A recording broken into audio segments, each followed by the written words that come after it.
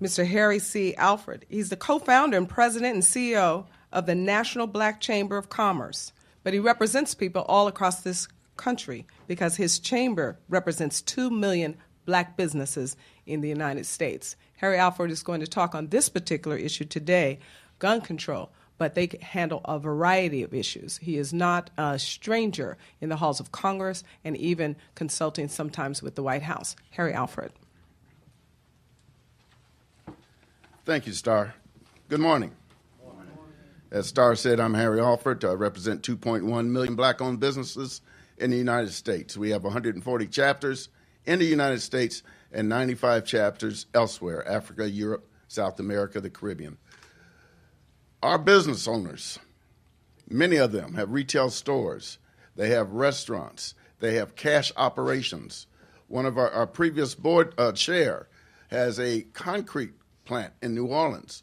After Katrina wiped out everybody, streets, curbs, driveways, his business was booming. But he had to have Brinks trucks come to his company twice a day, and he had 2 of his employees armed to the teeth, because he was not going to let his business go down because of some bad guys. I want to thank the Lord for our Constitution. I also want to thank the NRA for its legacy. The National Rifle Association was founded by religious leaders who wanted to protect free slaves from the Ku Klux Klan. They would raise money, buy arms, show the free slaves how to use those arms, and protect their families. God bless you. Many of us probably wouldn't be here today if it wasn't for the NRA. Rodney King showed an interesting model. When the riots started in L.A. and they started wiping out neighborhoods, mostly in South Central, when the rioters got to Koreatown, the violence stopped. Because every male Korean associated with those stores stood outside, they drew a line and held their weapons. Come across that line, you're dropping. And they meant it. Okay, let's go back to South Central, because people there don't have guns to protect themselves. It is a right just to live in Southern California, where I'm from. You've got diamond head, copperhead rattlers. You've got scorpions.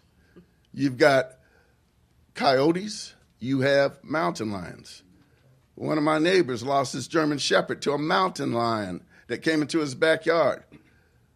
German Shepherd put up a fight. All he could do was watch, because he didn't have a gun. Just a fire in the air to scare the mountain lion. And the shepherd went off with the mountain lion. What if you're living in Florida and a python snake's in your yard between you and your infant child, or between you and your pet? What are you going to do?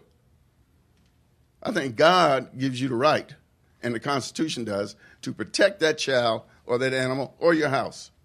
My people are from Louisiana. You're fishing, water moccasins, alligators. They show up. They don't knock on the door. You got to deal with it. You don't walk outside. If you're a farmer, you have to deal with these varmints.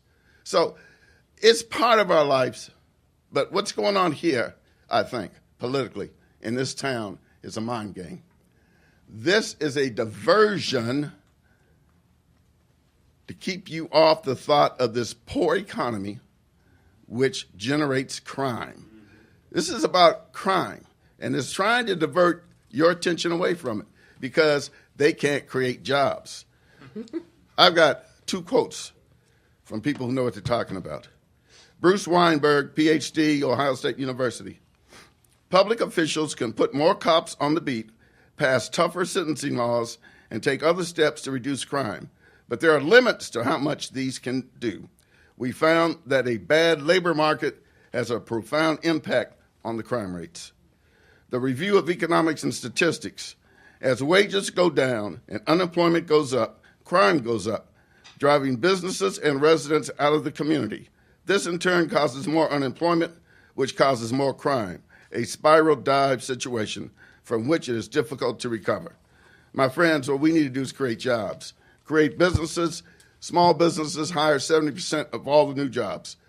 They create a thriving economy, less crime. But by all means, And let me deviate from Psalms, Pastor. Though I walk through the valley of the death, I fear no evil, because I am the meanest, nastiest, fiercest person walking in that valley. Yes, sir.